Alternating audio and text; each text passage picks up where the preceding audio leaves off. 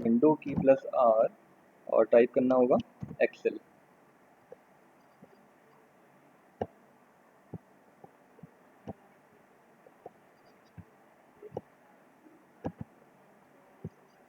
ठीक है, ये एक्सेल का इंटरफेस हमारे सामने ओपन होकर आ गया। अच्छा, आप लोगों को कल मैंने रिजल्ट वाला बता दिया था ना, उसमें हमने जैसे पास वाला फेल वाला ये ऑप्शन बताया था, दिखाया था, मतलब मैंने आप लोगों को करके। ठीक है, वो तो हमने कर लिया था। इसके अलावा अब मैं आप लोगों को इसमें एक ऑप्शन बताने जा रहा हूँ, एज कैलकुलेटर। ठीक है, तो पहले हम क्या करते हैं, सेल्स को मर्ज कर लेते हैं। क्या तरीका बताया था आप लोगों को, शॉर्टकट की क्या थी, ऑल्ट एट एम देन सी। ठीक है, तो इससे क्या होगा, सेल हमारा मर्ज हो जाएगा, या जितने भी मल्टीपल सेल हमने सेलेक्ट किए हुए हैं वो सारे के सारे कंबाइन हो जाएंगे आपस में। ठीक है, और यहाँ पे हम लिख लेते हैं एज कैलकुलेटर यूजिंग DOB। ठीक है, डेट ऑफ बर्थ के बेसिस में हम यहाँ पे एक ऐसा एज कैलकुलेटर बनाएंगे हम, जो किसी भी पर्सन की या किसी की भी एज हमें फाइंड करके यहाँ पे दिखाएगा। ठीक है, एज में क्या क्या ऑप्शन दिखाएगा हमें, कितने मंथ हो गए, कितने डेज हो गए, कितने ईयर्स हो गए। ठीक है, इस टाइप से पहले एक कॉलम हमें यहाँ पे बनाना होगा DOB का। ठीक है, डेट ऑफ बर्थ, कोई भी डेट ऑफ बर्थ हम यहाँ पे ले सकते हैं। एक यहाँ पे नेक्स्ट हमारा ऑप्शन आएगा ईयर्स का, कितने ईयर्स हो गए हैं। ठीक है, देन आएगा मंथ्स, कितने मंथ हो गए। लास्ट में आएगा डेज। ठीक है, तो इनके लिए हम यहाँ पे फॉर्मूला लगाएंगे, और लास्ट में फिर हम यहाँ पे मेंशन करेंगे या यहाँ पे दिखाएंगे हम पर एज, जो भी एज है हम यहाँ पे दिखा देंगे। ठीक है, इसको भी हम मर्ज कर लेते हैं। तो सबसे पहले कोई डेट ऑफ बर्थ हमें यहाँ पे रिक्वायर्ड होगी। ठीक है, तो कोई भी डेट ऑफ बर्थ बताइए अपनी, जिससे थोड़ा पता लग जाएगा ना कि वो करेक्ट फाइंड कर रहा नहीं कर रहा, एक आइडिया लग जाएगा। कोई भी बता सकता है अपनी डेट ऑफ बर्थ, बताइए। सर एक तो 1999।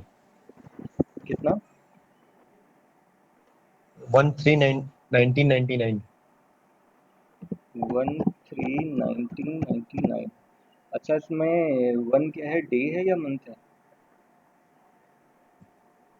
वन जो बताया आपने मुझे, ये डे है या मंथ है? 1 डे है सर, जो 3 है वो मंथ है। ये मंथ है ना। इसमें एक चीज़ का ध्यान और रखना होता है हमें, एक आप कह सकते हो फॉर्मेट हमें और फॉलो करना होता है, जो सिस्टम का डेट और टाइम चल रहा है वही फॉर्मेट हमें लेना होगा। आप देख रहे हो ये सबसे नीचे यहाँ क्या दिखा रहा है, पहले 7 दिखा रहा है, इसका मतलब ये पहले मंथ दिखा रहा है, फिर डे दिखा रहा है, फिर ईयर दिखा रहा है। तो यही प्रोसेस हमें यहाँ भी फॉलो करनी होगी। ठीक है, पहले हमें क्या लेना होगा यहाँ पे, पहले हम लेंगे यहाँ पे मंथ, फिर आएगा डे, देन ईयर। तो ऐसे लेना होगा। ठीक है, अब क्या फॉर्मूला बनेगा यहाँ पे देखते हैं।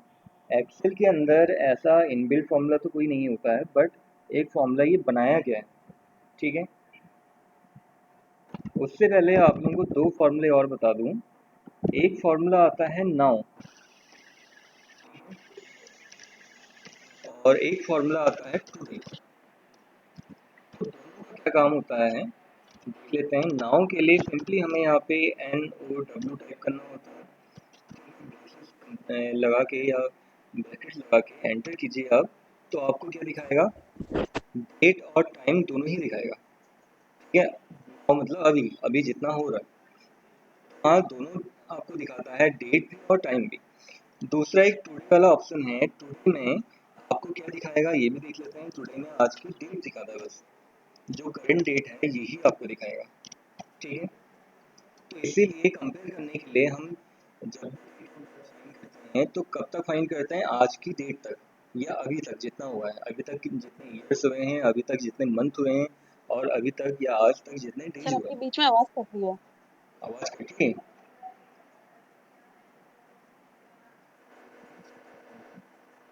सर आवाज हैंग हो गया था।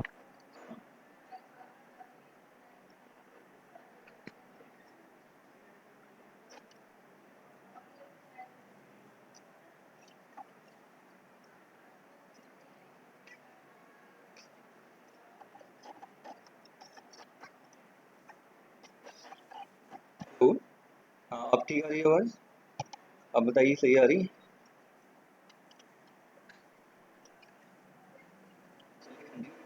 दिख रहा है तो बताइएगा तुरंत।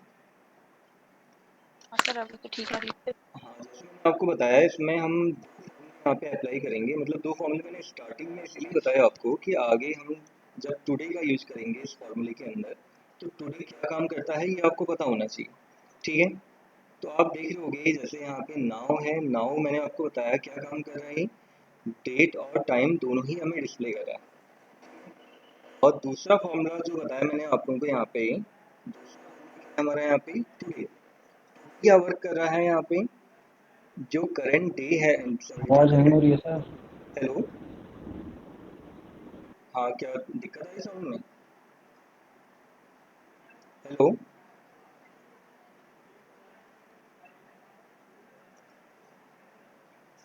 हाँ जैसे बताया मैंने, टुडे जो वर्क करेगा, टुडे क्या काम करेगा, जो करंट डेट है ये आपको डिस्प्ले करेगा। ठीक है, आवाज हैंग हो रही है। आवाज हैंग हो रही है? एक बार अब या तो दोबारा कनेक्ट करके देखना एक बार, क्या पता आपके वहां से तो नहीं हो रहा ऐसा। हमारे इसमें भी आ रहा है सर। आ रहा है या अटक अटक अटक के आ रही है आवाज? हाँ सर, बीच बीच में ऐसा लग रहा है कि अटक रही है और फिर कभी ऐसा लग रहा है जैसे धूप बोल रहे हैं आप।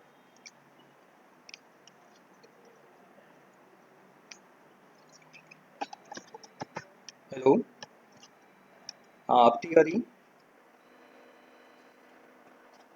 आगे कंटिन्यू करते हैं, फिर बताइएगा अगर दिक्कत आएगी तो। थोड़ा वो नेटवर्क की भी दिक्कत आ जा रही है ना आजकल। जैसे मैं इसमें आपको बता रहा था कि हम यहाँ पे जो टुडे वाला फॉर्मूला है इसको यूज़ करेंगे, ठीक है, ईयर्स फाइंड करने के लिए, मंथ फाइंड करने के लिए और डेज फाइंड करने के लिए। तो टुडे यहाँ पे क्या वर्क कर रहा है, क्या काम है टुडे का, जो करंट डेट है ये आपको डिस्प्ले करता है, ये आपको दिखाता है। ठीक है,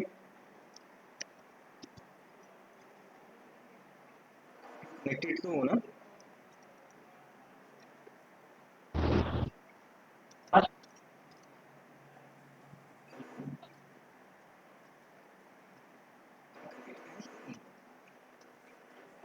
मैं जस्ट चेक कर लूँ दोबारा से, रिफ्रेश कर लेता हूँ।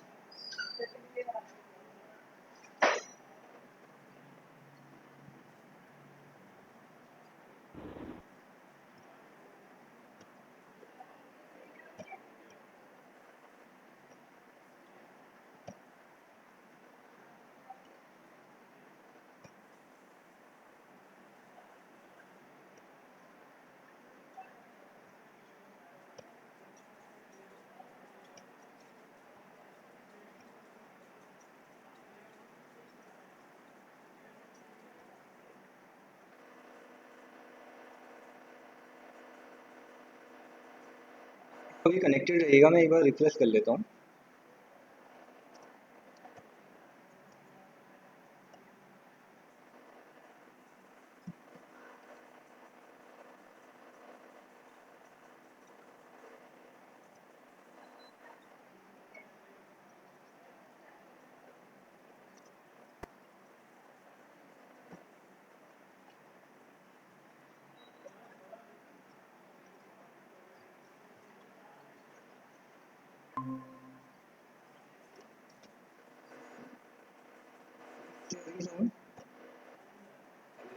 आ रही, बताइए जरा एक बार। और वॉइस अभी भी क्लियर नहीं आ रही है। क्लियर नहीं आ रही है अभी भी? क्योंकि अब तो मेरे ख्याल से मैंने दूसरा कर दिया ना कनेक्ट माइक।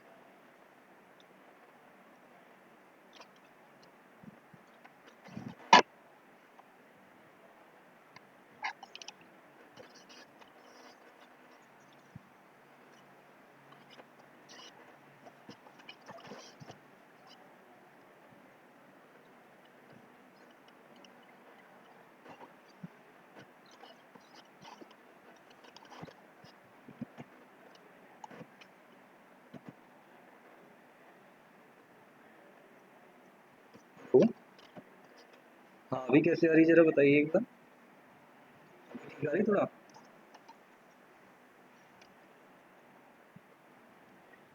हाँ अभी जरा बताइए आवाज़ कैसी आ रही। कट रही है अभी भी। अब ठीक है हाँ थोड़ा। सर सही। हाँ सर सही हो गई, अब आ सही रही हो है गई। ना। जैसे मैं बता रहा था आप लोगों को लास्ट टाइम, स्क्रीन में शेयर कर देता हूँ, स्क्रीन में देखिए।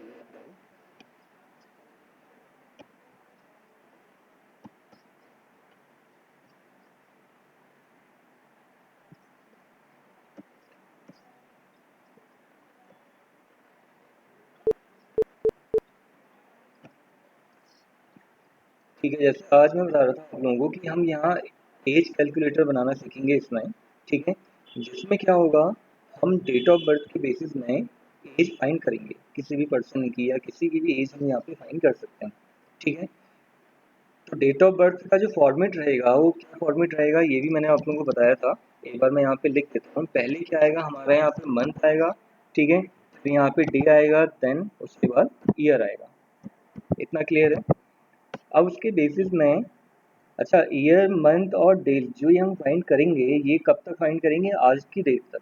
ठीक है, अभी तक नॉर्मली होता वही है कि अगर आपको, आपसे पूछा जाए कि डेट ऑफ बर्थ, सॉरी आपकी एज कितनी हो गई है, और पूरा आपसे बताने के लिए बोला जाए ईयर्स में, मंथ में, डेज में। ठीक है, तो आप पूरा आज की डेट तक ही बताओगे। तो जो आज की डे हमें दिखा रहा है या जो करंट डेट हमें दिखा रहा है, ये कौन दिखा रहा है, ये टुडे वाला जो फॉर्मूला हमने यूज़ किया है यहाँ पे। इस फॉर्मूले से हम क्या कर पा रहे हैं, आज की डेट को डिस्प्ले कर पा रहे हैं। और जो नाउ वाला फॉर्मूला है हमारा, ये क्या काम कर रहा है, ये डेट और टाइम दोनों को ही डिस्प्ले कर रहा है। ठीक है, तो देखते हैं आगे किस तरह से ये काम करेगा। ईयर्स फाइंड करने के लिए अब मुझे क्या करना होगा, एक्सेल में फॉर्मूला लगाने से पहले आपको इक्वल्स टू का साइन प्रेस करना होता है। ठीक है, लगाना होता है। और यहाँ पे एक फॉर्मूला आएगा डेटेड इफ। ये फॉर्मूला पहले से नहीं होता स्टोरेज में। ठीक है, ये फॉर्मूला बनाया गया है। तो डेटेड इफ में पहले क्या आएगा, पहले आपको एंटर करना होगा डेट ऑफ बर्थ। ठीक है, तो डेट ऑफ बर्थ का एड्रेस क्या है यहाँ पे हमारा, B6, कॉमा कब तक करना है, आज की डेट तक। तो उसके लिए हम यहाँ पे कौन सा फॉर्मूला यूज करेंगे, टुडे, कॉमा अब हमने क्या फाइंड करना है, ईयर्स फाइंड करना है। तो ईयर्स के लिए डबल इन्वर्टेड कॉमा में आपको कैपिटल वाई टाइप करना होगा। स्मॉल वाई टाइप करेंगे तो आपको सही आंसर नहीं दिखाएगा। ठीक है, तो यहाँ आपको ये ध्यान रखना होगा, जो वाई आप लिख रहे हैं ईयर्स के लिए या ईयर्स को डिनोट करने के लिए, वो कैप्स में ही होना चाहिए। एंटर कीजिए, तो यहाँ पे दिखा रहा है 21 ईयर्स। ठीक है, किसने बताई थी डेट ऑफ बर्थ, चेक कर लीजिए आप, सही आ रहा है, ईयर सही दिखा रहा है, हाँ हाँ सर। ठीक दिखा रहा है ना। ठीक है, चलिए नेक्स्ट आएगा मंथ। अब हमें जनरली ये तो पता होता है कि कितने ईयर हो गए हैं, लेकिन कितने मंथ हो गए, कितने डेज हो गए, इतना डिटेल में या डीपली हमें पता नहीं होता। ठीक है, तो उसके लिए तब हम यहाँ पे मंथ भी फाइंड करेंगे। तरीका वही होगा, आपको डेटेड इफ फॉर्मूला यूज करना होगा। ठीक है, उसमें पहले क्या आएगा, डेट ऑफ बर्थ आएगा। ठीक है, कॉमा फिर आ जाएगा टुडे, क्योंकि अभी तक कितने मंथ हो गए हम ये पता लगाना चाह रहे हैं, तो टुडे आएगा, कॉमा देन उसके बाद हम क्या फाइंड करने जा रहे हैं, मंथ फाइंड करने जा रहे हैं। तो मंथ के लिए यहाँ पे वाई एम आता है। ठीक है, ओनली एम नहीं आएगा, वाई एम आएगा, दोनों ही लिखने पड़ेंगे आपको। ये इसका प्री डिफाइंड एक फॉर्मेट है। ठीक है, एंटर कीजिए, तो यहाँ आपको दिखा देगा 4 और आपने मंथ। टुडे के बाद ब्रैकेट बनाया था। हाँ लास्ट में ब्रैकेट लगाना पड़ेगा, नहीं ब्रैकेट नहीं, कॉमा टुडे के बाद। अच्छा ये जो ये वाले ब्रैकेट कह रहे होगे ना, ये तो टुडे जो फॉर्मूला है हमारा उसके ब्रैकेट हैं, इसीलिए ब्रैकेट लगाना जरूरी है ना हमें। ठीक है, सर वो खुद से लगेगा, हमें लगाना पड़ेगा। नहीं ये लगाना पड़ेगा आपको। ठीक है, नेक्स्ट आ जाएगा डेज, कि कितने डेज हो गए। तो उसके लिए फिर यहाँ पे अगेन वही फॉर्मूला रिपीट होगा हमारा, डेटेड इफ, और ब्रैकेट में आ जाएगा डेट ऑफ बर्थ। ठीक है, कॉमा टुडे, ब्रैकेट क्लोज कर दीजिए, कॉमा अब हम यहाँ पे क्या फाइंड कर रहे हैं, डे फाइंड कर रहे हैं। तो डे से पहले क्या आता है, मंथ। तो पहले हम एम लिखेंगे यहाँ पे, फिर डे लिखेंगे। ठीक है, तो डे फाइंड करने के लिए यहाँ पे आ जाएगा एम डी, एंटर कीजिए, और डेज यहाँ पे आपको दिखा देगा। ठीक है, तो आप देख रहे होंगे बिल्कुल सही एग्जैक्टली यहाँ पे दिखा रहा है 21 ईयर्स 4 मंथ्स और 0 डेज। ठीक है, इस तरह से यहाँ पे हमें दिखा रहा है, तो इसका मतलब सही हमारी कैलकुलेशन जो है ठीक दिखा रहा है। तो ऐसे आपने इस फॉर्मूले को अप्लाई करना होगा। अच्छा, क्या फॉर्मूला है ये भी मैं यहाँ पे लिख देता हूँ कि कैसे हमें अप्लाई करना होगा। Equals to dated if, sir हाँ सर हाँ बताओ सर बताओ बोलो। एक बार और ईयर से बता देना। ईयर्स वाला, ईयर से एक बार और बता देना। ठीक है बता रहा हूँ ना एक मिनट। देखो ईयर फॉर्मूला, से ईयर और ये मंथ और डे वाला। ठीक है मैं बता दूंगा दोबारा, पहले फॉर्मूला समझा दूँ ना। फॉर्मूला जब आप देखोगे तो तब आपको थोड़ा और क्लियर हो जाएगा कि क्या क्या हम उसमें ले रहे हैं। ठीक है, फॉर्मूला क्या है हमारा, डेटेड इफ। और डेटेड इफ के अंदर सबसे पहले आपको क्या लेना होता है, डीओबी।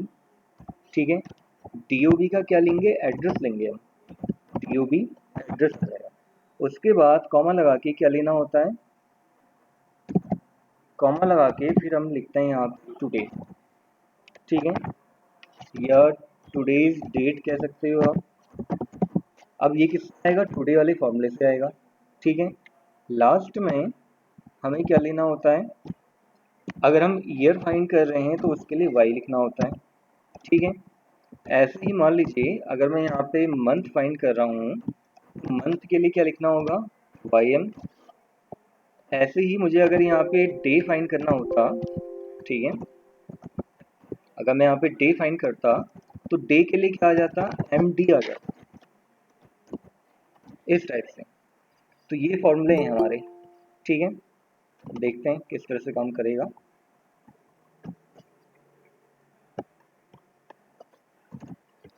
ठीक है, तो ये हमारा डेट ऑफ एज कैलकुलेटर हमारा यहाँ पे बन गया। डेट ऑफ बर्थ के बेसिस में हम यहाँ पे एज फाइंड कर पा रहे हैं। एक बार दोबारा देख लेते हैं कैसे हमने फॉर्मूला यहाँ पे लगाया था।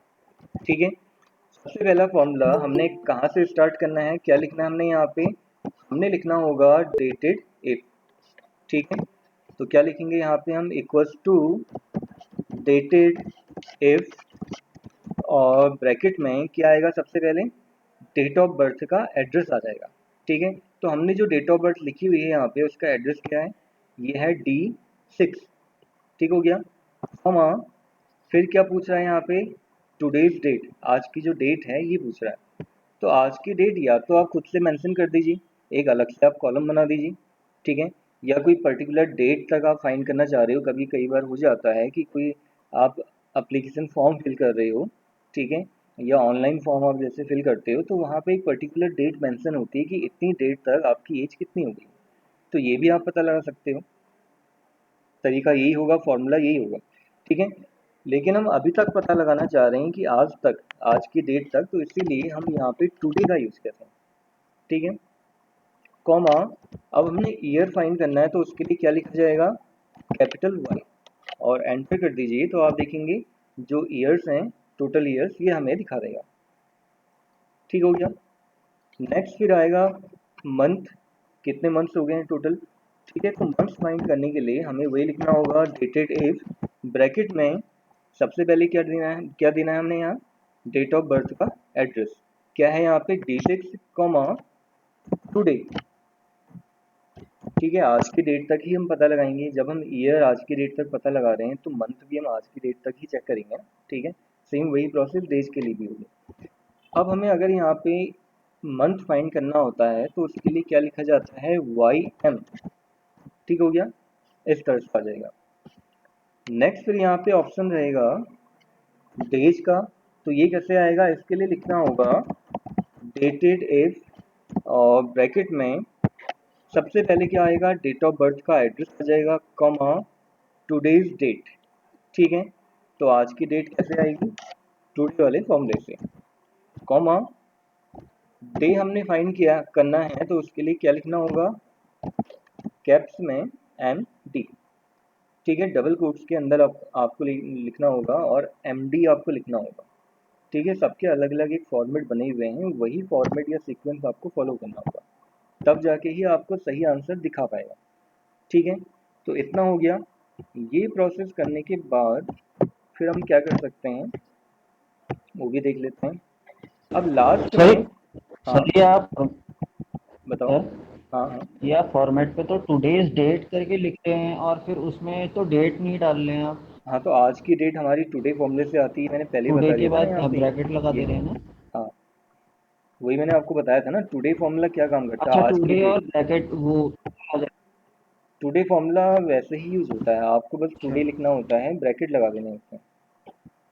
वही मैंने आपसे बोला ना, इसीलिए हम यहाँ पे टुडे का यूज कर रहे हैं, हमें अलग से डेट लिखने की जरूरत नहीं पड़ रही यहाँ पे। ठीक है, क्लियर हुआ इतना? चलिए फिर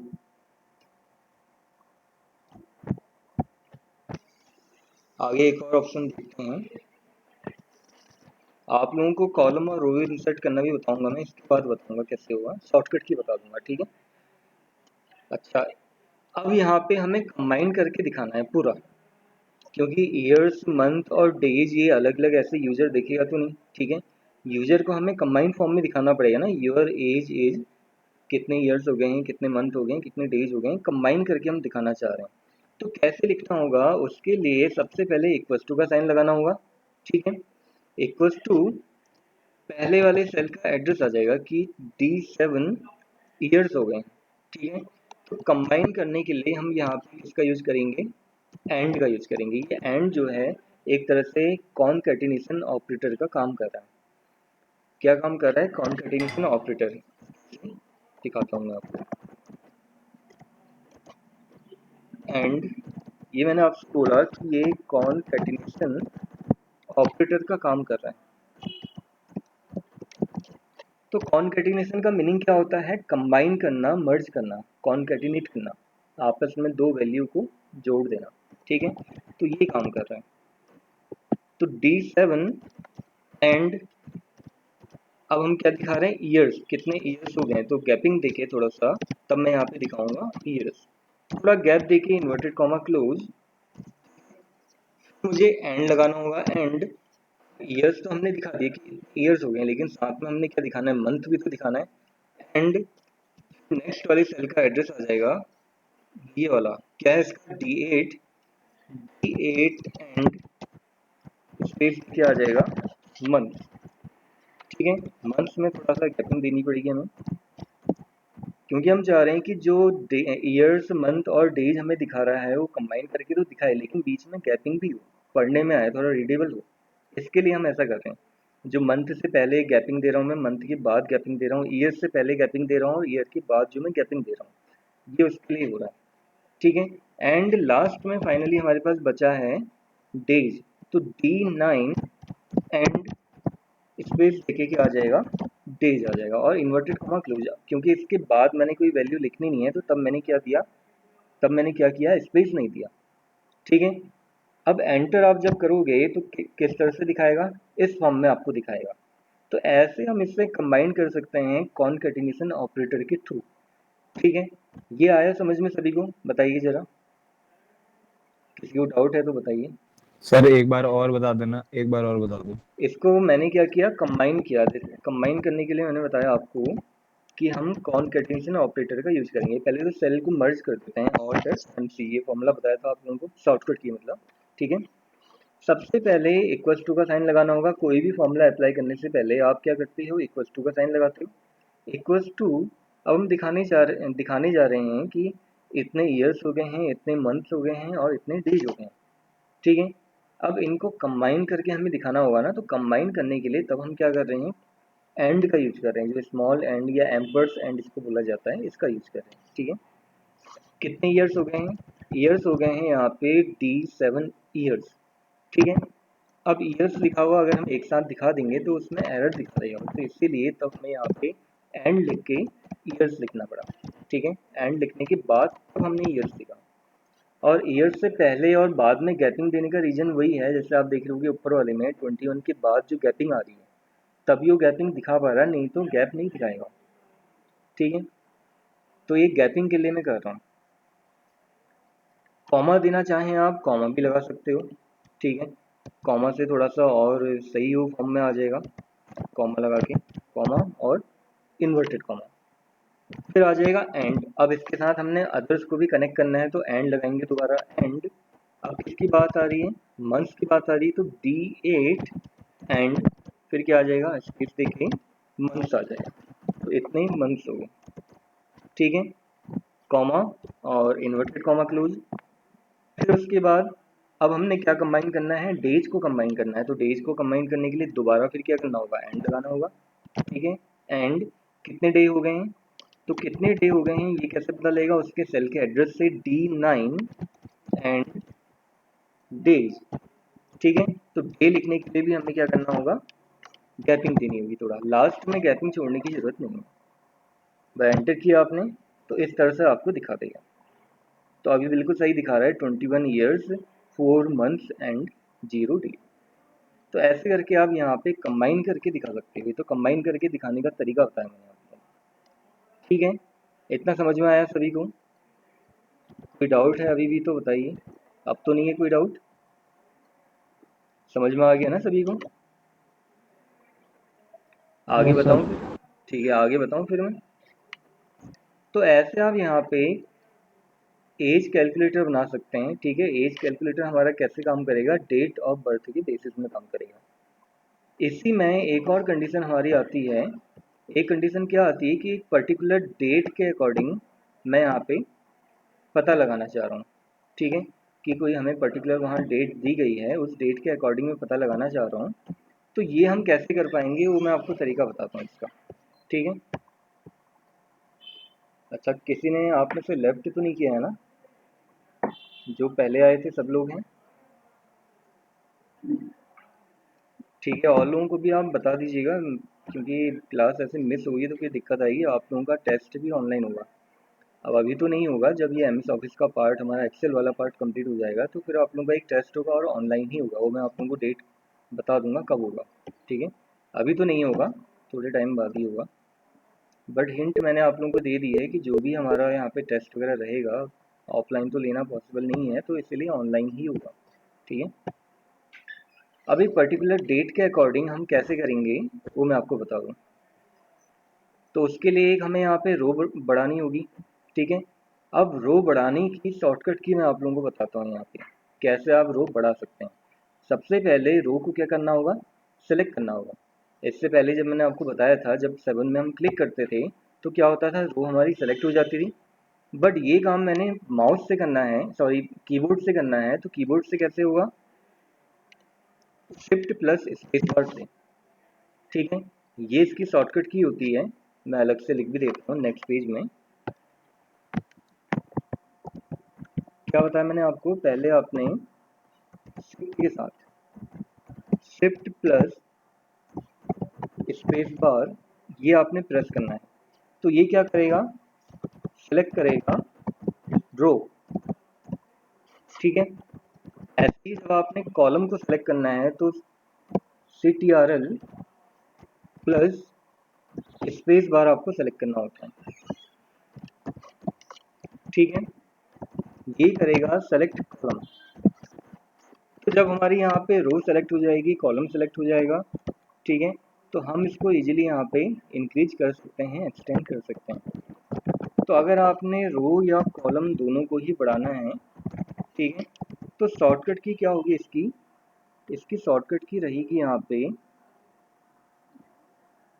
control plus shift plus equals to या प्लस, जो भी आप कह सकते हो। ठीक है, दोनों ही ऑपरेटर जो होते हैं हमारे एक ही बटन में होते हैं, एक ही की में आपको मिल जाएंगे। तो कंट्रोल शिफ्ट प्लस से अगर आपने रो बढ़ानी है तो बढ़ जाएगी, कॉलम बढ़ानी है तो कॉलम भी बढ़ जाएगा। ठीक है, इसको आप लिख सकते हो रो और कॉलम इंक्रीज करना, तो इंक्रीज रो और कॉलम। ठीक है, फिर बात आती है डिक्रीज करना या डिलीट करना। अच्छा, इंक्रीज करना तो नहीं कहेंगे, इसको हम इंसर्ट करना कहते हैं, इंसर्ट रो और कॉलम। ठीक है, यही अगर आपने रो और कॉलम को डिलीट करना है तो उसके लिए बस कंट्रोल प्लस माइनस आपको प्रेस करना होगा। ये कुछ शॉर्टकट की आपकी यहाँ काम आएंगी। ठीक है, फाइल को सेव भी कर लेते हैं जिससे कि काम हमारा सेव रहे ना।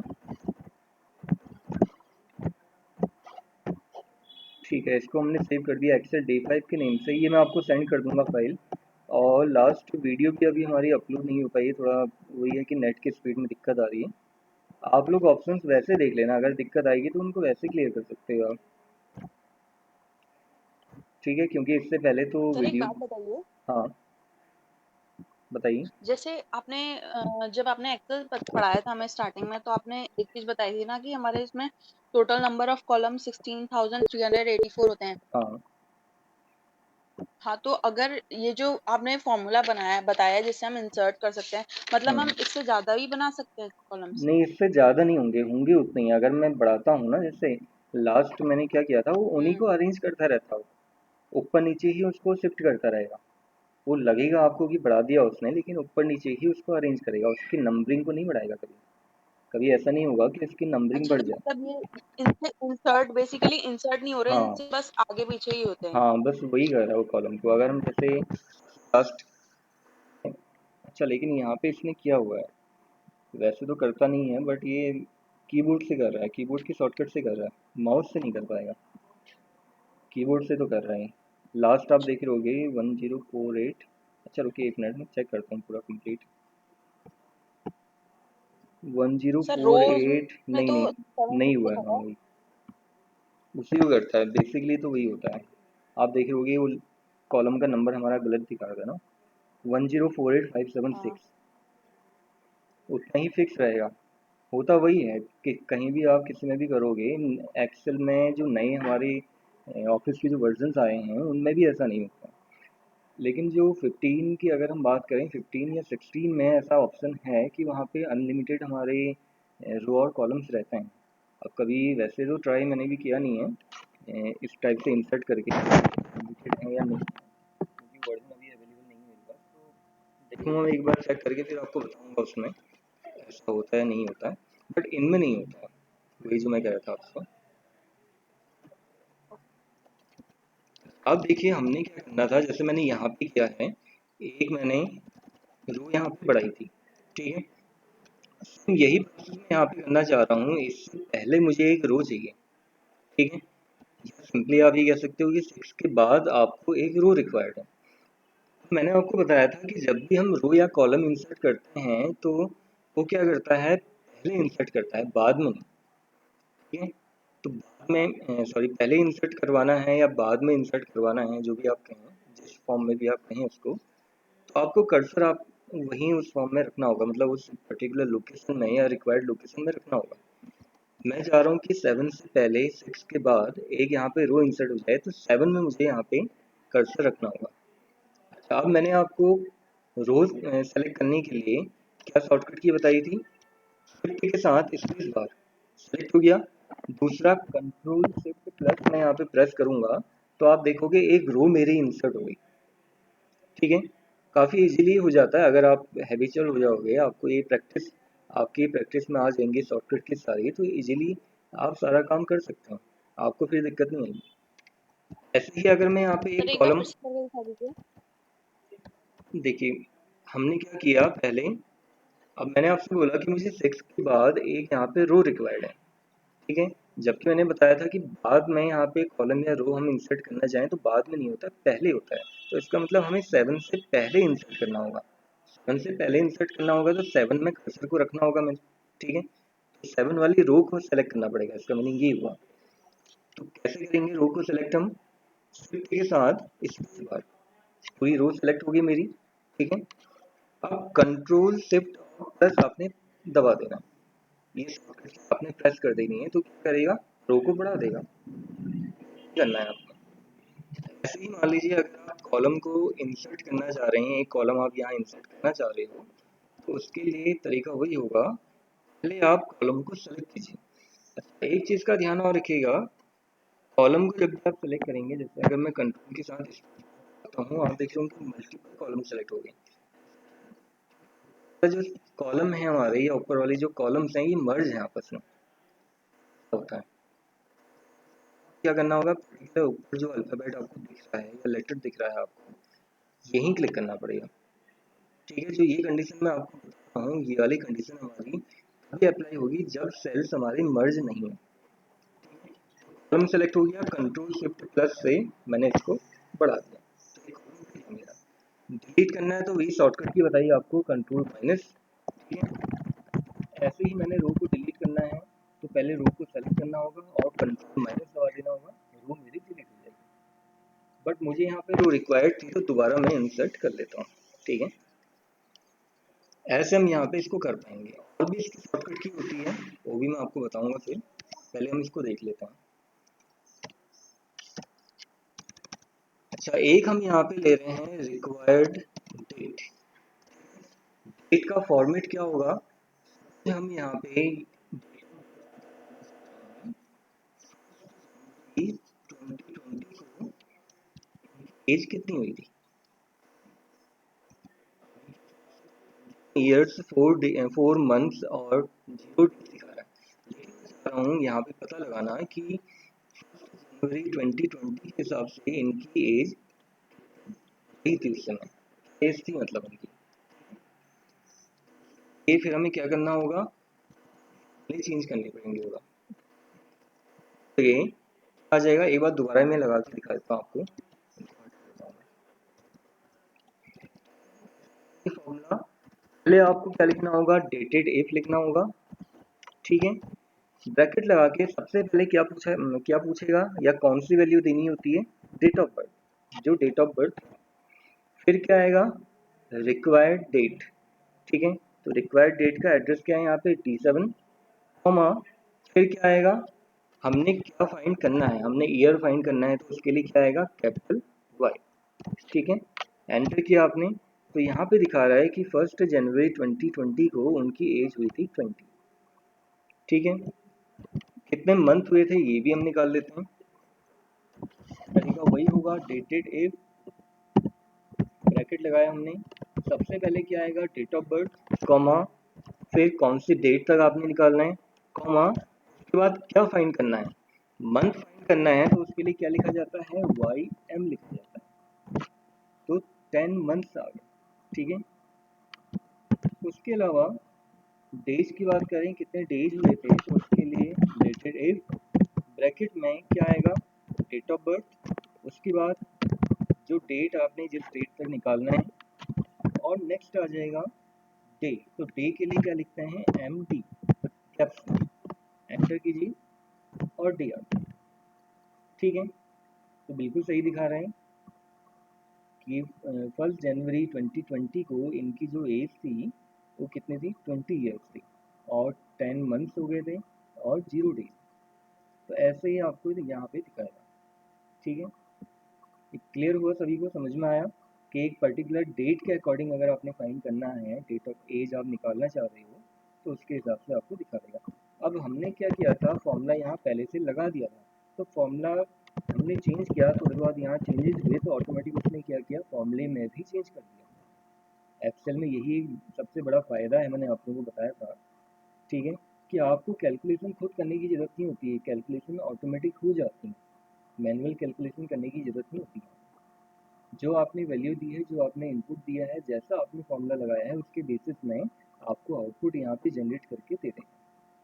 क्लियर हुआ सभी को, कोई डाउट तो नहीं किसी को, बताइए। आगे के ऑप्शन बताऊं फिर, इतना समझ में आया ना सभी को। ठीक है, चलिए आगे देखते हैं फिर। Yes sir. एक और शॉर्टकट की बताने जा रहा हूँ आप लोगों को। अगर आपने कॉलम या रो इंसर्ट करनी है, ठीक है, सपोज मैं चाह रहा हूँ कि डेट ऑफ बर्थ और ये जो यहाँ पे दिखा रहा है इसके बीच में एक मेरा कॉलम इंसर्ट हो जाए, तो एक सिंपल सी शॉर्टकट की और होती है, लेकिन ये शॉर्टकट की हर जगह अप्लाई नहीं होती है तो सिंपल, लेकिन हर सिस्टम में अप्लाई हो ऐसा कह नहीं सकते हैं, या हर एक्सेल में अप्लाई हो ये नहीं कह सकते हैं, एक पर्टिकुलर नहीं है, ज़्यादातर ऑप्शंस में अप्लाई हो जाती है। ऑल्ट आई और सी, पहले मैंने ऑल्ट आई दबाया और सी दबा दिया तो कॉलम इंसर्ट कर दिया, ऐसे ही ऑल्ट आई और आर दबाऊंगा तो इंसर्ट कर देगा। और ये शॉर्टकट की है, आप कह सकते हैं। की भी ये शॉर्टकट की है। यहाँ पे बहुत जल्दी आपका जल्दी हाँ, लेकिन वही मैंने आपको कंडीशन बताई कि हर जगह ये अप्लाई ना हो पाए, ये भी हो सकता है। पहले आपने प्रेस करना होगा Alt+I, ठीक है, टू इंसर्ट कॉलम या रो। डिलीट करने का तरीका तो बस यही है जो मैंने आपको बताया है, बट इंसर्ट करने के दो तरीका हैं। पहले आपको प्रेस करना होगा Alt+I, ठीक है, देन आपने प्रेस करना होगा C, किसके लिए होगा, कॉलम के लिए, R किसके लिए होगा, के लिए। तो ऐसे ही हमारी शॉर्टकट की काम करती है, ठीक है, समझ में आया कैसे काम करती है। पहले आपने क्या करना होगा, Alt+I प्रेस करना होगा, ठीक है, यहाँ पे L जैसा लग रहा है, मैं ब्रैकेट में लिख लेता हूँ Alt+I। फिर आपने प्रेस करना होगा C या R। अगर आपने कॉलम इंसर्ट करना है तो C प्रेस करेंगे, ठीक है। रो इंसर्ट करना है तो आपको दोबारा फिर Alt+I प्रेस करना होगा, Alt+I और R, तब जाके रो हमारी इंसर्ट होगी। तो ये शॉर्टकट की क्लियर हुई, ठीक है, सिंपल सी शॉर्टकट की है।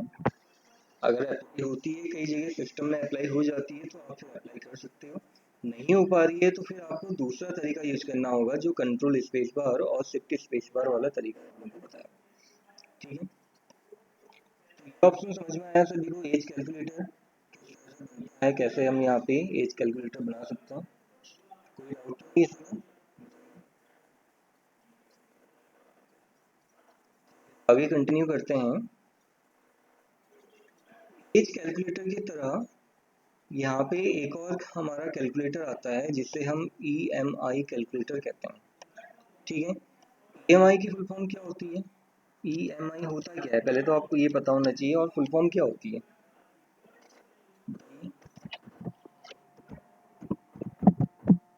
EMI होता क्या है या EMI की फुल फॉर्म क्या है, पता है किसी को?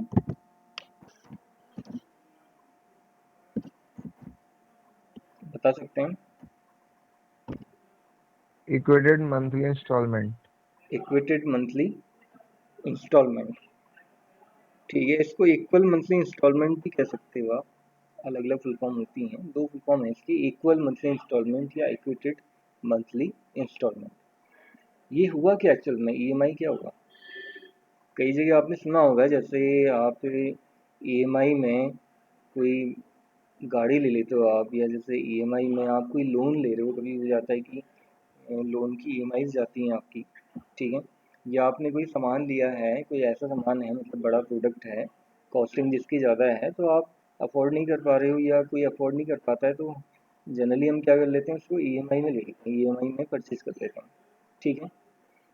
तो उसके लिए एक यहाँ पे हमारा काफ़ी अच्छा एक EMI कैलकुलेटर है कि हमें जो EMI वहाँ पे पड़ रही है, या EMI जो हमें देनी पड़ रही है, वो बिल्कुल सही है या गलत है, आप यहाँ पे चेक कर सकते हो, ठीक है। इवन आप कह सकते हो ये जो कैलकुलेटर है, ये वाला जो मैं अभी आपको कैलकुलेटर बताऊंगा, इसमें इवन बैंक्स वाले भी इनका यूज़ करते हैं, बैंक्स में भी इनका यूज होता है, ठीक है।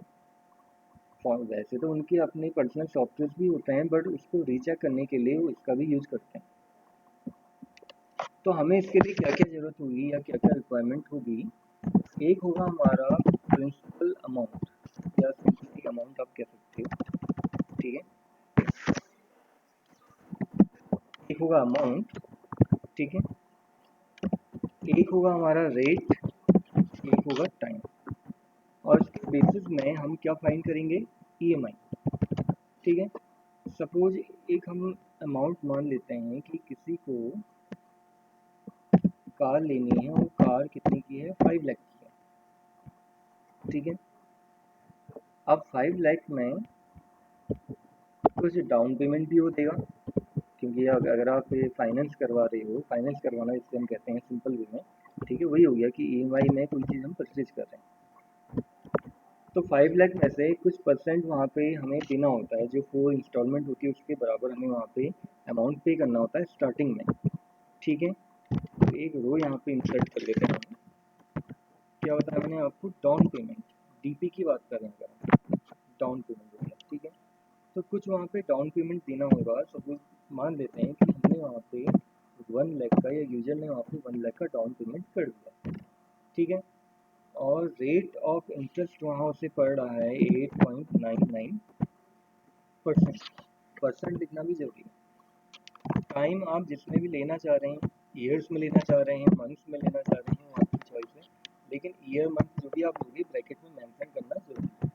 ठीक है, सपोज हमने लिया कि 5 ईयर्स के लिए, 3 ईयर के लिए भी कर सकते हो, 4 ईयर के लिए भी कर सकते हो।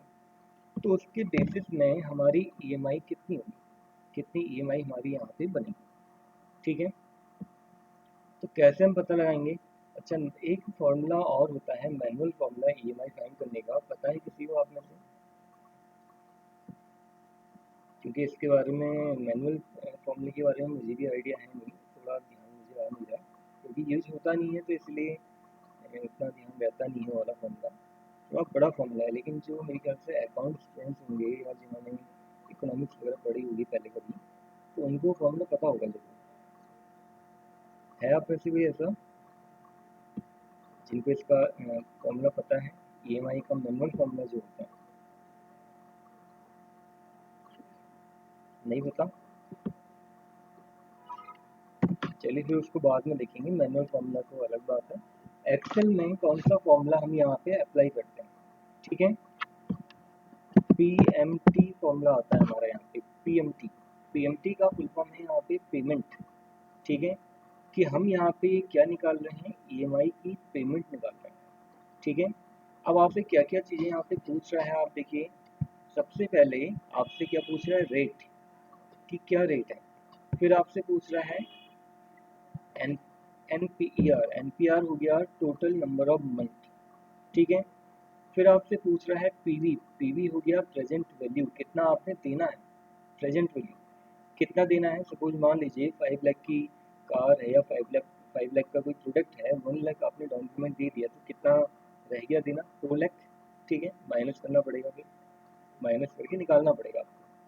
अच्छा, एफ हो गया और टाइप हो गया, इनका हमारा यूज होता नहीं है। एफ मतलब होता है फ्यूचर वैल्यू, टाइप में 0 या 1 देते हैं। ठीक है, दोनों में से एक वैल्यू देनी होती है, बट उस फॉर्मूले का हमारे यहाँ पे यूज़ नहीं होता, पूरा आधा ही यूज होता है। जितने भी स्क्वायर ब्रैकेट के अंदर ऑप्शन आपको दिख रहे हैं, जैसे एफ हो गया, टाइप हो गया, ये ऑप्शनल होता है, इनका यूज़ नहीं होता है। ठीक है, तो सबसे पहले हम यहाँ पे क्या देंगे? रेट देंगे। तो रेट का एड्रेस क्या है हमारा यहाँ पे? D9। ठीक है, और डिवाइड करेंगे इसको हम 12 से। अच्छा, आप 12 से डिवाइड क्यों किया मैंने, आप बता सकते हैं कोई? इसको मैंने 12 से डिवाइड क्यों किया? कोई रीजन बता सकता है तो बताइए। आ रहा किसी को? ईएमआई है ना। हाँ। Sir month month last month. हाँ, इसलिए मंथली जा रही है। अच्छा, और वही जैसे हम, आपने देखा होगा जो रेट होता है ये क्या होता है? पर एनम होता है। ठीक है, एनुअली होता है ये रेट। तो मंथली कन्वर्ट करने के लिए तब आपको क्या करना होगा? 12 से इसको डिवाइड करना होगा। ठीक है, फिर बात आती है NPR total number of month. अब टोटल नंबर ऑफ मंथ कैसे निकलेगा? जब हम टोटल ईयर का एड्रेस क्या हमारा? D10 into total number of month निकालने के लिए क्या करना होगा? 12, यहाँ 12 से मल्टीप्लाई होगा। है तो मंथली हमारा, लेकिन यहाँ पे टोटल नंबर ऑफ मंथ हमें देना होता है, इसीलिए तब हमें 12 से मल्टीप्लाई करना जरूरी होता है। ठीक है, कॉमा एक आया पीवी। पीवी मतलब क्या हो गया? Present value. ठीक है, कितना देना है, कितना देना है ये कैसे निकलेगा? Principal amount minus down payment, ये मतलब जो भी अमाउंट है हमारा, लोन अमाउंट या प्रिंसिपल अमाउंट जो भी आप कहें, माइनस डाउन पेमेंट। ठीक है, तो D7 माइनस क्या हो जाएगा? D8। मैंने डायरेक्टली इसको यहाँ पे निकाल दिया, फॉर्मूला ही मतलब मैंने वैसा बना दिया है कि जिसमें वो डायरेक्टली उसको निकाल दिया। ठीक है, अलग से निकालने की ज़रूरत नहीं है। ऐसा नहीं कि हम उसको अलग से निकालें पहले कि कितना अमाउंट हमने देना है, या प्रेजेंट वैल्यू में अलग से निकालें, वो करने की ज़रूरत नहीं है। फॉर्मूले के अंदर ही आप इसको ऐसा बना सकते हैं। इतना समझ में आया किसी को डाउट है तो बताइए। क्या क्या वैल्यू दी हमने यहाँ पे? प्रिंसिपल दिया, रेट दिया और टाइम दिया। ठीक है, तो रेट हमारा पर एनम होता है तो हमने इसीलिए उसको डिवाइड किया 12 से, क्योंकि मंथली फाइन होता है, ईएमआई जो है मंथली फाइन होती है, तो उसके लिए 12 से डिवाइड करना जरूरी हो जाता है। कॉमा, फिर था एनपीआर। एनपीआर मैंने आपको बताया ये होता है टोटल नंबर ऑफ मंथ। ठीक है, तो टोटल नंबर ऑफ मंथ निकलेगा कैसे? जब आप टोटल टाइम को, अगर टाइम हमारा ईयर्स में है तो उसको 12 से मल्टीप्लाई करेंगे, ये हमारा टोटल नंबर ऑफ मंथ निकाल देगा। ठीक है, कॉमा, फिर आया उसके बाद पीवी। पीवी मैंने आपको बताया क्या होता है? प्रेजेंट वैल्यू, कि कितना आपने देना है, कितना बकाया है। ठीक है, तो कितना बचा है हमारा? 4 लाख का अमाउंट। तो 4 लाख हमने यहाँ पे बना दिया, मतलब 4 लाख का अमाउंट बनाने के लिए हमने क्या किया? D7 minus D8।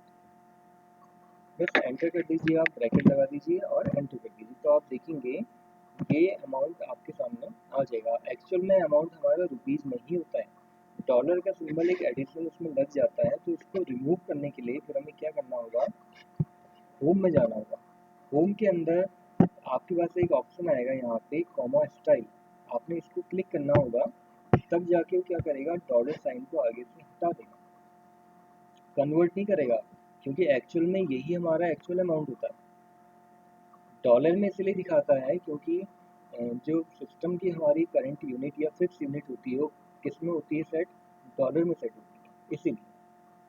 ठीक है, तो ये क्लियर हुआ आप लोगों को? बताइए, कोई डाउट तो नहीं किसी को इस फॉर्मूले में?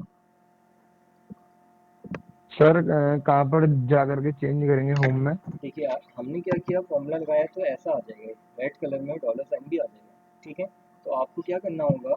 होम के अंदर जाना होगा, होम टैब में आपको यहाँ ये ऑप्शन मिल जाएगा कॉमा स्टाइल का। ठीक है, कॉमा दिख रहा होगा, बस कॉमा में क्लिक कर दीजिए आप। क्लिक करने के बाद आप देखोगे उसने वो डॉलर का सिंबल वहाँ से हटा दिया।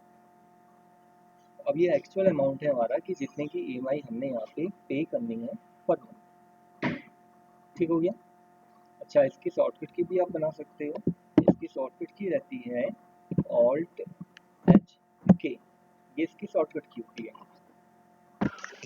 यहाँ पे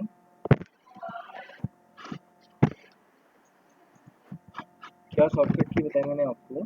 अच्छा, ये शॉर्टकट की किसके लिए थी? कॉमा स्टाइल के लिए। क्या शॉर्टकट की होती है? ऑल्ट प्लस एच प्लस के। आप चाहो तो तीनों को एक साथ प्रेस कर सकते हो। ठीक है, तो कॉमा स्टाइल हमारा वहाँ पे अप्लाई हो जाएगा, ऑटोमेटिक हमारा फॉर्मेट को चेंज कर देगा। तो क्लियर हुआ ये ऑप्शन? ईएमआई कैलकुलेटर समझ में आया सभी को? तो 2 कैलकुलेटर आप लोगों को यहाँ पे बनाना मैंने बता दिया है। ठीक है, आप सिंपल इंटरेस्ट कैलकुलेटर भी बना सकते हो यहाँ पे, वो तो सिंपल ही हो गया, उसमें तो एक नॉर्मल सा फॉर्मूला आपने लगा देना है। ठीक है, तो इजीली हो जाएगा। कंपाउंड इंटरेस्ट कैलकुलेटर बना सकते हो आप, तो उसको आप लोग ट्राई करके देखना, ये आप लोगों का असाइनमेंट रहेगा कि आपने क्या करना होगा, सिंपल इंटरेस्ट कैलकुलेटर और कंपाउंड इंटरेस्ट कैलकुलेटर आप लोगों ने बनाना होगा। ठीक है, कैसे बनाना है वो आपने ट्राई करना है, नेट से सर्च करने की ज़रूरत नहीं है, ऐसे ही आपने आइडिया लगाना है कि क्या फॉर्मूला उसमें लग सकता है, या फॉर्मूला लगाने की ज़रूरत नहीं है, मैनुअली करेंगे तो हो जाएगा, वो आप लोग बताइए, मुझे चेक करेंगे। ठीक है, फाइल आप सेंड कर सकते हो। इतना क्लियर हुआ सभी को? अच्छा, इसके अलावा कुछ फॉर्मूले हम यहाँ पे देख लेते हैं, क्योंकि ज़्यादा टाइम तो है नहीं कि कोई बड़ा फॉर्मूला मैं आपको इसमें बताता हूँ। ठीक है, छोटे फॉर्मूले हम यहाँ पे देख लेते हैं, जो थोड़ा स्मॉल फॉर्मूले रहते हैं, कुछ अगर हमारा रह गया तो चेक कर लेते हैं, क्योंकि फॉर्मूले बहुत सारे हैं इसमें हमारे।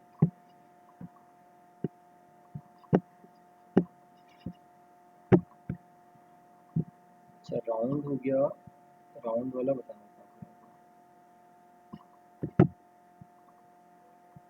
SQRT तो हमारा हो गया था। अच्छा, सब टोटल भी होता है, सम इफ एस होता है, सम वाला फॉर्मूला बताता हूँ आपको। ठीक है, सम तो वैसे मैंने आपको बता रखा है, लेकिन अभी जब हम सम की बात कर रहे हैं, ये कौन सा सम है? ये कंडीशन के बेसिस में सम करेगा। ठीक है, कैसे देख लेते हैं। एक हम यहाँ पे डाटा बना लेते हैं सेल्स का डाटा, जैन, फेब, मार्च, अप्रैल, मई, जून और जुलाई।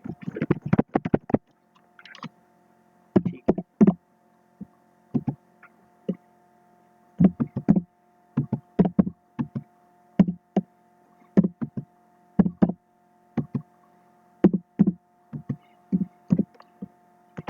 अब हम यहाँ पे केवल उन नंबर का सम करना चाह रहे हैं कि जिनमें टोटल सेल्स हुई है हमारी वो कितनी हुई है, 50 से ज़्यादा हुई है। अब यहाँ पे क्या हो रहा है कि कंडीशन आ जाएगी ना हमारी, ठीक है। तो कंडीशन के बेसिस में अगर हमने कोई वैल्यू यहाँ पे फाइंड करनी होती है, निकालनी होती है या उसका सम करना होता है तो हम कैसे करेंगे, अब ये तरीका आप देखेंगे। तो क्या लिखना होगा, इक्वल्स टू सम इफ, ठीक है। अब ब्रैकेट में पहले क्या पूछ रहा है यहाँ पे, रेंज, ठीक है। तो रेंज में पूरी रेंज आप यहाँ पे दे सकते हो। इनकेस कभी ऐसी दिक्कत आती है कि पूरी रेंज में आंसर को फाइंड नहीं कर पा रहा तो जनवरी से लेके फिर आप यहाँ पे दे सकते हैं। तो अभी तो हम पूरा ही दे रहे हैं इसको, ठीक है। कहाँ से कहाँ तक है, B4 से लेके I5 तक। कॉमा क्राइटेरिया, क्राइटेरिया को हमेशा डबल इन्वर्टेड कॉमा के अंदर लिखा जाता है, ठीक है। इसमें हम क्या निकालना चाह रहे हैं या क्या देखना चाह रहे हैं, जिनका सम या जिनमें वैल्यू ग्रेटर देन 50, ठीक है, उनका ही ये सम करेगा। तो ये क्राइटेरिया होगा, ठीक है। फिर आएगा सम रेंज, किसका हमने सम करना है उसकी रेंज आ जाएगी। हमने इन नंबर का सम करना है, इन वैल्यूज का हमने सम करना है, तो रेंज वहाँ पे देनी आपको जरूरी है। देखो क्या दिखा रहा है, 0 दिखा रहा है, ग्रेटर देन 50। सही हो गया, क्योंकि हमने यहाँ पे स्टार्टिंग जो वैल्यू ली है सेल्स और क्वांटिटी भी हमने ले लिया है, इसकी वजह से ये दिक्कत कर रहा है। तो एक काम हम यहाँ पे कर लेते हैं, इसको भी D4 से ना लिखे C4 से ट्राई करते हैं।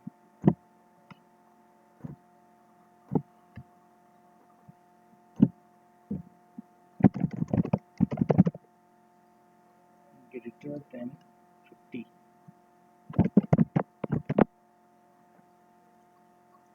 ठीक है, ये आ जाएगा हमारा C5 सही, I5।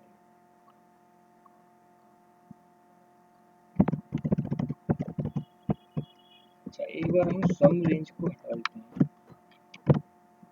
ठीक है। अभी तो सही दिखा रहा है, सम रेंज में थोड़ा सा एरर दिखा रहा है, अभी तो सही दिखाया इसने। जितने भी हमारे ग्रेटर देन 50 के जो अमाउंट होंगे, 50 को इंक्लूड नहीं करेगा, ग्रेटर देन 50 के 54 आ जाएगा, 67 आ जाएगा, 78 आ जाएगा, 90 आ जाएगा, उन सबका इसने क्या किया, सम करके हमें दिखा दिया, ठीक है।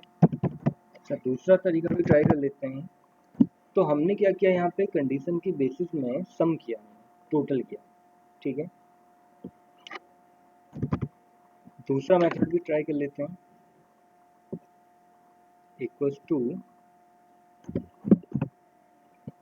सम इफ, फिर आ जाएगी रेंज, जैन से ही ट्राई कर लेते हैं, जैन से लेके ठीक है जुलाई तक, कॉमा क्राइटेरिया में ग्रेटर देन 50 लेते हैं, ठीक है, कॉमा सम रेंज, किसका सम करना, आना तो वैसे यही चाहिए था, चेक कर लेते हैं फिर भी।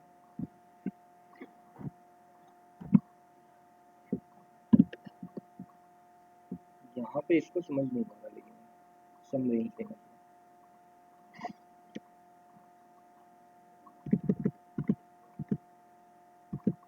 वैसे तो ऑप्शन हमारा ऑप्शनल ही होता है, बट फिर भी हम चाह रहे थे कि ऐसा अप्लाई हो जाए। करना तो सम उसमें उतने का ही है, अगर हम सम रेंज नहीं भी देंगे तो ऑटोमेटिक तो सम कर देगा, आंसर तो दिखा ही रहा है। बट ये वाली कंडीशन भी अप्लाई करना चाह रहे थे, तो ये वाली कंडीशन पे अप्लाई नहीं करता।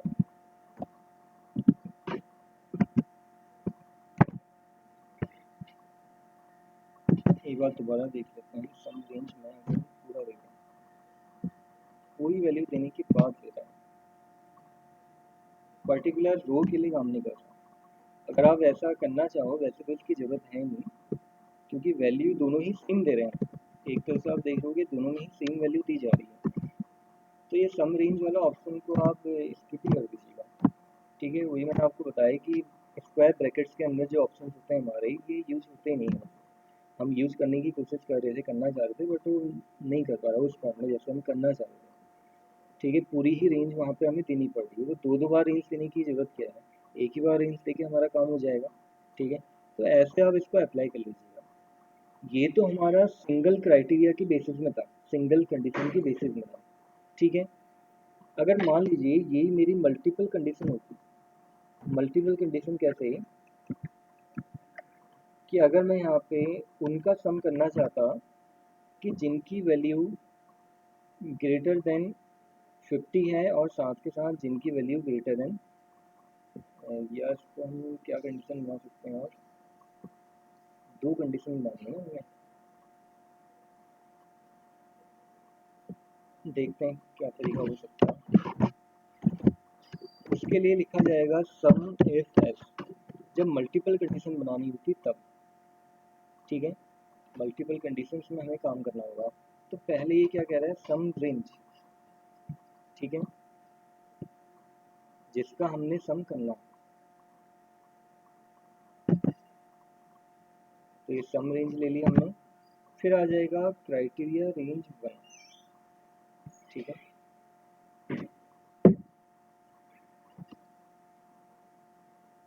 क्राइटेरिया रेंज में हम इसको पूरा ही ले लेते हैं।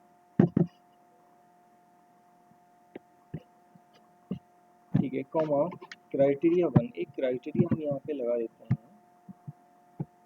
Greater than 60। पहला क्राइटेरिया हो गया हमारा यहाँ पे। ठीक है, दूसरा क्राइटेरिया हम ये वाला देते हैं। तो एक काम कर लेते हैं, दोबारा से हम ट्राई करते हैं। देखो सम रेंज में पूरा ही रेट है यहाँ पे, कॉमा क्राइटेरिया रेंज 1 में पहला जो क्राइटेरिया होगा उसकी रेंज, पहली क्राइटेरिया हम इसमें से देखते हैं। ठीक है, कॉमा यहाँ पे एक क्राइटेरिया देते हैं कि जिन मंथ के नेम में स्टार्टिंग में जे वर्ड आता हो, जे लेटर आता हो, ठीक है, और बाद में कुछ भी हो, उस समय भी फर्क नहीं पड़ता, जे। ठीक है, तो इसलिए हमने जे और एस्ट्रिक सिंबल यहाँ पे लिखा हुआ है। दूसरा क्राइटेरिया एक और हम देते हैं यहाँ पे, क्राइटेरिया रेंज हमारी ये हो जाएगी जिसका हमने सम करना है। ठीक है, कॉमा क्राइटेरिया रेंज 2, दूसरी क्राइटेरिया हम यहाँ पे ये लगा रहे हैं कि जो ग्रेटर देन 60 है उनका सम। देखते हैं कि आउटपुट में यहाँ पे दिखा रहा है।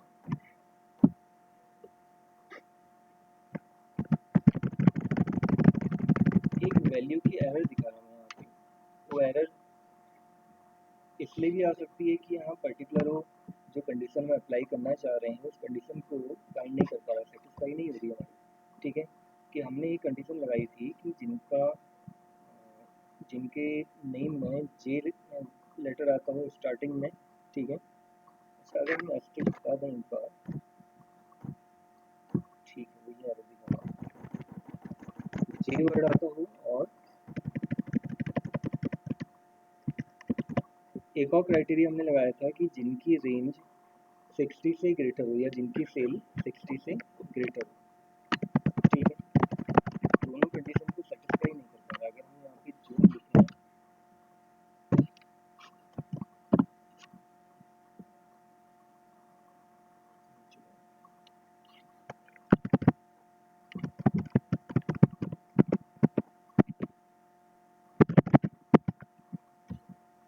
एक मिनट इसको चेंज करके देखते हैं।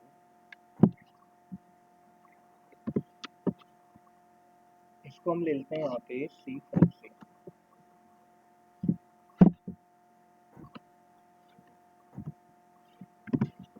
ठीक है, अभी तो सही दिखा रहा है, क्योंकि कई बार क्या होता है कि फॉर्मूले में जो कॉलम के हेडर्स होते हैं उनमें उनको नहीं ले पाता, उनको सपोर्ट नहीं करता, तो फॉर्मूले से आपको उनकी रेंज को हटाना होता है। ठीक है, तो एक बार जे वाला भी ऑप्शन ट्राई कर लेता हूँ। सिंपल जे को फाइंड नहीं कर पा रहा है, जे एस्ट्रिक देख लेते हैं, एक बार चेक कर लेते हैं। ठीक है, अब सही दिखा रहा है। स्टार्टिंग की जो सम रेंज हम यहाँ पे ले रहे हैं उसमें कॉलम के नेम हमें यहाँ पे स्किप करने पड़ेंगे। कॉलम के नेम को ये नहीं लेता था। उन्हीं की रेंज आपको यहाँ लेनी होगी जिनका आपने सम करना है, ठीक है। दूसरी क्राइटेरिया फिर हमने यहाँ पे दी थी, या क्राइटेरिया रेंज 1 में हमने क्या दिया था कि उनका ही सम करें जिनके नेम में स्टार्टिंग में जे हो और बाद में कुछ भी हो, उससे हमें फर्क नहीं पड़ता, ठीक है। तो ऐसे यहाँ पे कितने हैं, 3 मंथ हैं हमारे, एक जैन हो गया, एक जून हो गया, एक जुलाई हो गया, ठीक है। अच्छा, इसका सम कितना आएगा एक बार देख लेते हैं। इसका सम तो देखते हैं टोटल करके क्या दिखा रहा है। ये दिखा रहा है 168। जैन को नहीं लिया इसमें, जून और जुलाई को ले रहा है।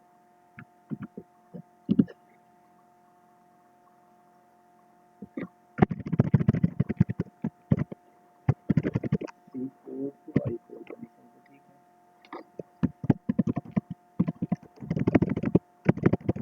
सर क्योंकि आपने दूसरी कंडीशन ग्रेटर देन 60 लिखी है ना, इसलिए। हाँ, एक चीज़ ये भी तो है। हाँ, वो नहीं देखी ना हमने, वही मैं कह रहा हूँ, तभी ऐसा गलत क्यों हुआ। तभी तो वो दोनों तभी कंडीशन जून देखेगा ना। जुलाई लिया हाँ, उसने।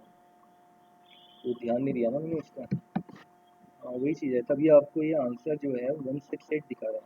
उसने एक और कंडीशन चेक करी है ना साथ में, दोनों को एक साथ ही देखेगा, ठीक है। तो समझ में तो आपको आ गया होगा कि अगर आपने मल्टीपल क्राइटेरिया के बेसिस में सम करना है तो कैसे वहाँ पे आप अलग अलग क्राइटेरिया अप्लाई कर सकते हो, दे सकते हो आप, ठीक है। एक तो ये JS ट्रिक वाला जो फॉर्म मैंने यूज़ किया हुआ है, ये समझ में आ गया होगा आप लोगों को, ये मैंने क्यों लिखा है, ठीक है।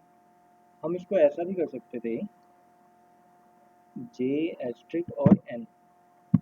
इसका मीनिंग क्या होगा अगर मैं ऐसा लिखूँ, J* और N लिखूँ तो इसका मीनिंग क्या होगा, बता सकता है? जे से शुरू एन से खत्म। एन से ख़त्म होना चाहिए, और दूसरा 3 वर्ड्स का ही होना चाहिए, और बीच वाला जो वर्ड है, कुछ भी बीच वाला जो लेटर है कुछ भी हो सकता है, ए भी हो सकता है, बी भी हो सकता है, XYZ कुछ भी हो, ठीक है। और दूसरी कंडीशन हमने यहाँ पे लगा रखी है कि ग्रेटर देन 1 जिनकी वैल्यू है, या ग्रेटर देन 1 जहाँ सेल्स हुई है, 5 भी ले सकते हैं उसमें, ठीक है, डेटा के हिसाब से। तो उनका ही सम करके दिखाए तो क्या आंसर आएगा इसका, 78 + 6 दिखाएगा ना, ठीक है, सही दिखा रहा है। तो इस तरह से आप इसको अप्लाई कर सकते हो, ठीक है। सिंगल क्राइटेरिया के लिए कैसे करना है वो भी मैंने आपको तरीका बताया था, और मल्टीपल क्राइटेरिया के लिए आप कैसे कर सकते हैं ये तरीका भी आपने देख लिया। तो कोई डाउट तो नहीं है इसमें आप लोगों को, समझ में आया इतना? बताइए किसी को कोई डाउट, क्लियर है इतना? क्योंकि आज के लिए तो फिर मैं आप लोगों को इतना ही बताऊंगा। सर एक बार और बता देना, मेरे को नहीं आया। कौन सा, ये वाला सबमिट एस?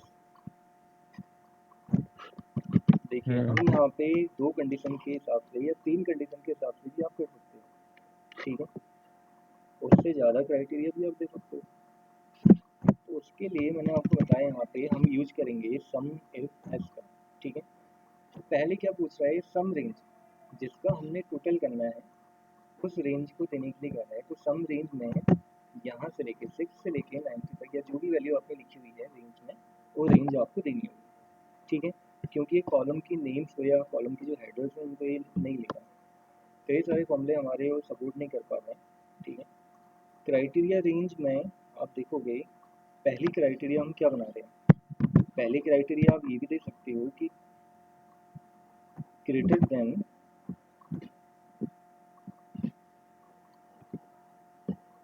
70 जिनकी वैल्यू है। एक क्राइटेरिया हमने ये लगा दिया, सॉरी क्राइटेरिया रेंज की बात कर रहा ना, पहले क्राइटेरिया रेंज ये होगा, हम पहले इसके लिए बात कर रहे हैं कि जो सेल्स हुई है हमारी, ठीक है, कितनी कितनी सेल्स हुई है, लेकिन ये सेल में एक क्राइटेरिया हम लगा रहे हैं कि उन्हीं सेल का सम करके दिखाएं हमने जिनकी सेल 70 से ज़्यादा हुई है, ठीक है। 70 हुई है या उससे ज़्यादा हुई है, अगर हम चाह रहे हैं कि 70 हुई है तो क्या देना होगा, ग्रेटर इक्वल टू 70, ठीक है, कॉमा। फिर ये पूछ रहा है क्राइटेरिया रेंज 2, कि दूसरा क्राइटेरिया हम किससे लगाना चाह रहे हैं, दूसरा क्राइटेरिया हम यहाँ से देना चाह रहे हैं, ठीक है। इसकी रेंज हमने सेलेक्ट कर दी कि मंथ की नेम से हमें क्राइटेरिया लेना चाह रहे हैं यहाँ पे, वो क्राइटेरिया की रेंज हमने लिखी। अब क्राइटेरिया 2 आ जाएगा इसमें जो भी आप क्राइटेरिया देना चाहो, आप ऐसा भी दे सकते हो कि जिन मंथ का नेम स्टार्ट होता है एम से, ठीक है, और उसके बाद उसमें जो भी लेटर आए उससे कोई फर्क नहीं पड़ता, उनका सबका क्या करेगा, सम करके आपको दिखा देगा। ठीक है, हम यहाँ पे लिखते हैं एम और एस्ट्रिक, इन्वर्टेड कॉमा क्लोज और ब्रैकेट क्लोज। तो ये हमने पूरी क्राइटेरिया यहाँ पे लगा दी। पहले हमने दिया सम रेंज, फिर हमने दिया क्राइटेरिया रेंज 1, फिर हमने दिया था क्राइटेरिया 1, नेक्स्ट हमने दिया क्राइटेरिया रेंज 2, उसके बाद फिर हमने दिया क्राइटेरिया 2। तो अब ये क्या क्राइटेरिया या क्या कंडीशन के बेसिस में हमें आउटपुट दिखाएगा, ऐसी वैल्यूज़ को दिखाएगा या ऐसे वैल्यू को सम करके दिखाएगा, नंबर्स को सम करके दिखाएगा जिनकी सेल ग्रेटर देन 70 हुई है, और साथ में उन मंथ का ही टोटल करके दिखाएगा है जिनका जो स्टार्टिंग है, जिनकी स्टार्टिंग लेटर जो है वो एम, बाद में कुछ भी हो, ठीक है, एस्ट्रिक हमने जो लिखा हुआ है उससे कोई फर्क नहीं पड़ता, एंटर कर दीजिए आप। तो अभी यहाँ पे 0 दिखा रहा है, तो हमने जो क्राइटेरिया दिया है उसके हिसाब से ये बिल्कुल सही दिखा रहा है, क्योंकि ऐसा कोई भी नंबर नहीं है ना कि, या ऐसा कोई भी मंथ नहीं है कि जो आप देख रहे होगे ग्रेटर देन 70 जिसकी वैल्यू है रेंज, ठीक है। मार्च आप देख रहे होगे इसकी सेल हमारी 54 है, मई की जो हमारी सेल है ये दिखा रहा है 43। अगर मैं यहाँ पे चेंज कर दूँ, इसको मैं कर देता हूँ 71, फिर यहाँ पे हमें सही दिखा रहा है, ठीक है। ऐसे ही अगर एक मार्च की सेल पे मैं बढ़ा देता हूँ 88 कर देता हूँ, दोनों का टोटल कर देगा, क्योंकि फॉर्मूला तो हमने पहले से लगा दिया ना, फॉर्मूला एक ही बार लगाना होता है बस आपको। फिर जो भी वैल्यूज़ में आप चेंज करते हो या इंटरनल जो भी चेंज आते हैं उसमें, तो ऑटोमेटिक फॉर्मूले में हाईलाइट कर देता है, ठीक है। तो क्लियर हुआ ही कैसे आपने अप्लाई करना होगा। सम आप लोगों को पहले ही बता दिया था, सम इफ कैसे यूज़ होगा, सम इफ एल्स कैसे यूज़ होगा, ठीक है। तो आज के लिए तो फिर इतना ही करेंगे, किसी और ने कुछ पूछना है बताइए। सर आपने कल वाली क्लास का वो डाला था वीडियो? नहीं अभी तो हो नहीं पाया, वो थोड़ा दिक्कत कर रहा है ना, नेटवर्क यहाँ पे सही आ नहीं रहे हैं, तो अपलोड करने में टाइम ले रहा है थोड़ा। अब वो हो सकता है कि आपको कल तक या आज शाम तक अवेलेबल हो जाए, डाल दूंगा उसको, मिल जाएगी आप लोगों को, बट थोड़ा ये हो सकता है कि टाइम लग जाए। तो ट्राई कीजिएगा आप लोग कि लेक्चर आप लोग मिस मत करना, लेक्चर मिस हो जाएगा एक दिन का। भी एक्सेल में आप लोगों को पहले ही बताया था कि एक दिन भी मिस करते हो क्लास को आप, तो काफ़ी इंपॉर्टेंट चीज़ें आप लोगों की छूट जाती हैं। दोबारा रिपीट करना पॉसिबल नहीं है ना, इतने बड़े बड़े ऑप्शन यहाँ पे रहते हैं, कुछ ऑप्शन होते हैं कि उनमें बहुत ज़्यादा हमें टाइम कंज्यूम करना होता है, तो फिर दोबारा उतना टाइम नहीं दे पाएंगे हम ऑप्शन के लिए, ठीक है। अच्छा एक बार अटेंडेंस लगा लीजिएगा, आप लोग में से किसी ने लेफ्ट किया है अभी?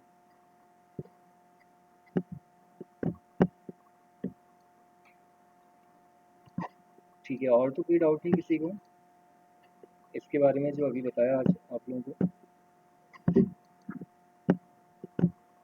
चलिए इनको आप ट्राई करके देखना, फिर फ़ोन पे भी अप्लाई हो जाएंगे ऑप्शन, फ़ोन में भी ऑप्शन आता ही है एक्सेल का, ठीक है। फ़ोन पे भी आप ट्राई कर सकते हो, और सिस्टम में है तो ज़्यादा अच्छा है, ठीक है। और कोई दिक्कत आती है तो कल आप उसको क्लियर कर लीजिएगा पहले ही, ठीक है। चलिए फिर आज के लिए